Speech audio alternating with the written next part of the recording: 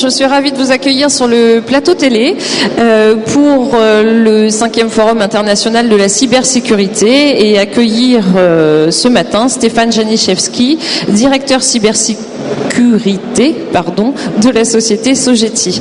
Donc, Stéphane, vous allez nous parler de l'approche de la cybersécurité selon Sogeti, c'est-à-dire une approche systémique de la cybersécurité. Vous pourriez nous résumer un peu cette philosophie ce matin ? Oui, en fait, le groupe Sogeti a développé des compétences dans le domaine de la cybersécurité depuis un certain nombre d'années, avec petit à petit la constitution de toutes les compétences de base qui sont nécessaires pour assister les entreprises publiques ou privées et leur permettre d'avoir une protection contre les attaques cyber de bonne qualité. Et nous étions dans une approche un petit peu réactive, c'est-à-dire que pendant toutes ces années, nous étions plutôt en situation d'attendre qu'on vienne nous chercher sur un certain nombre de prestations, que ce soit par exemple des audits, des pen tests ou l'intégration de systèmes ou la mise en place de systèmes de surveillance. Et nous avons décidé début 2012 en fait de changer d'approche compte tenu de l'évolution qui est largement évoquée dans le cadre du FIC, une évolution très importante dans la menace, des enjeux que ça représente pour les entreprises, de passer à une posture vraiment de conseil beaucoup plus proactive en disant finalement, nous, Sogeti, membres du groupe Capgemini, leader en matière de cybersécurité au sein du groupe, nous devons d'expliquer à nos clients la manière de se protéger correctement. Donc avoir un point de vue, et finalement l'approche systémique c'est notre point de vue sur la meilleure manière de se protéger.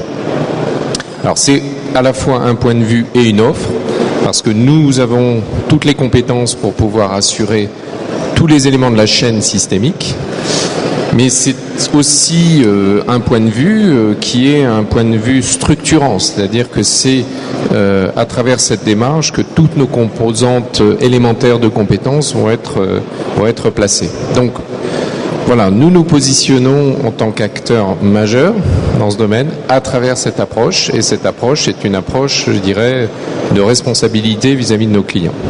Bien, alors comment se décline cette approche vis-à-vis d'un client ?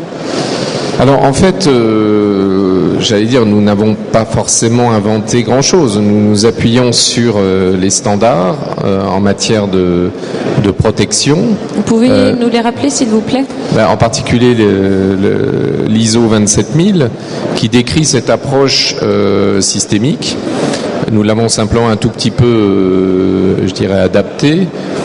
Qu'est-ce qu'elle dit ? Elle dit tout simplement que il faut commencer par une phase d'évaluation, parce que dans toutes les organisations pour lesquelles nous travaillons, des choses ont déjà été faites, donc voir où on en est, quel est le niveau de maturité en matière de protection cyber, et à partir de là construire une politique de sécurité, la mettre en œuvre, mettre en place un système de surveillance, et ça c'est un élément absolument essentiel, parce que sinon les entreprises sont aveugles, j'allais dire, ou incapables de savoir ce qui se passe et donc de réagir. Et puis tout ça doit être bouclé dans le temps, avec une autre composante que nous avons ajoutée, parce que malheureusement on est soumis tous à des attaques, et donc une crise est hautement probable, donc un module de gestion de crise qui permet de préparer la gestion de crise et de l'assumer, la gérer quand elle survient. Voilà l'approche systémique.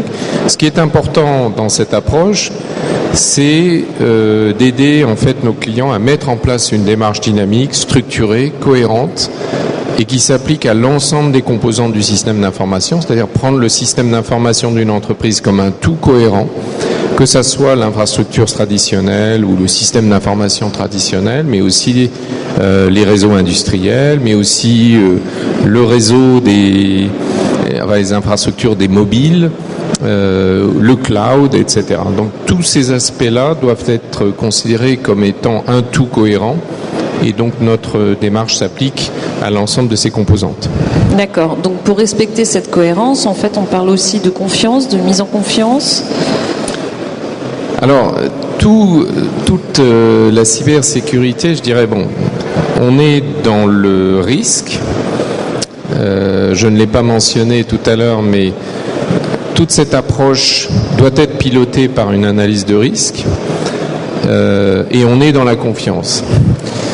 Alors, dans le risque, parce que c'est une notion fédératrice au sein de l'entreprise, c'est l'analyse de risque qui va permettre de faire une vraie réflexion au sein de l'entreprise sur quelles sont les données stratégiques, les données les plus sensibles.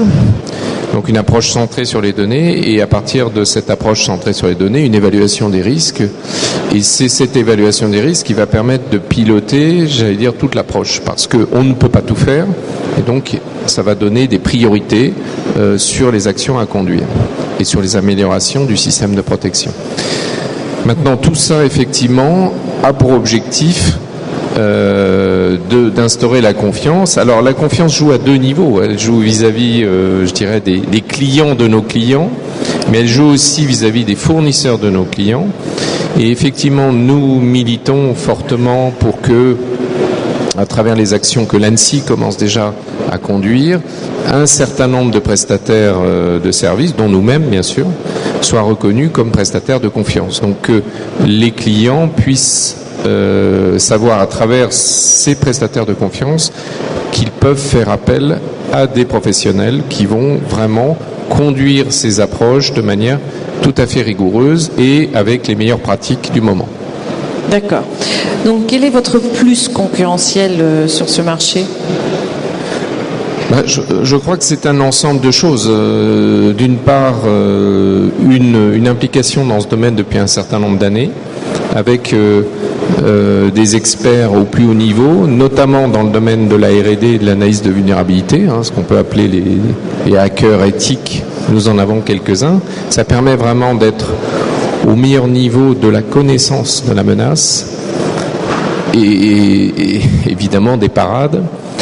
Le fait que nous couvrions toutes les compétences, ce qui est dans un marché aujourd'hui très fragmenté, il y a peu d'acteurs qui sont capables effectivement d'apporter une réponse complète. Le fait que nous sommes reconnus par un certain nombre d'autorités gouvernementales, dont l'ANSSI pour un certain nombre de choses. Donc nous avons tant au niveau national qu'au niveau international. Absolument. Et donc nous sommes et nous revendiquons d'être parmi les prestataires de confiance.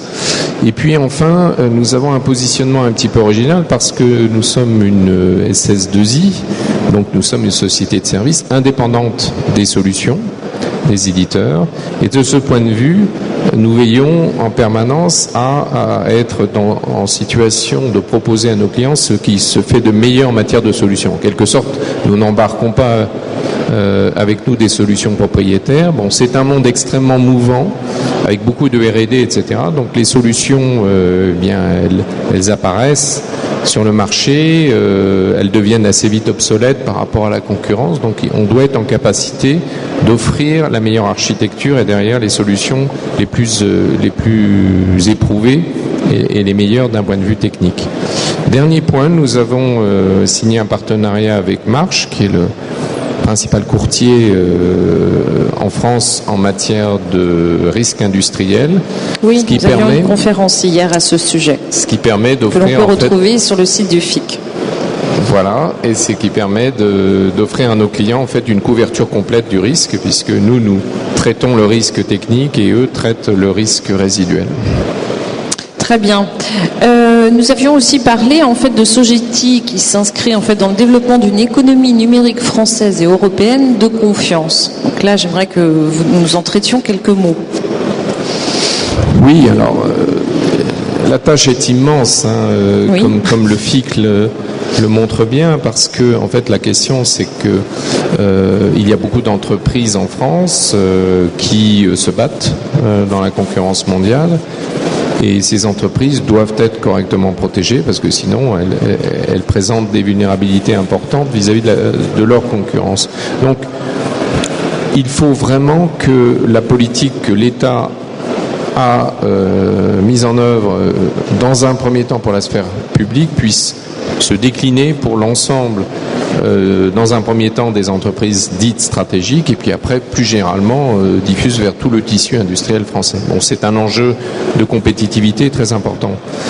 Donc, il faut mettre en place, en fait, une économie de la confiance numérique qui passe par, effectivement, le fait que l'État ne pouvant pas tout faire, des prestataires de confiance labellisés par l'État puissent décliner et démultiplier l'effort de l'État pour l'ensemble du tissu industriel. Donc c'est cette notion-là, elle va passer par tout un ensemble d'actions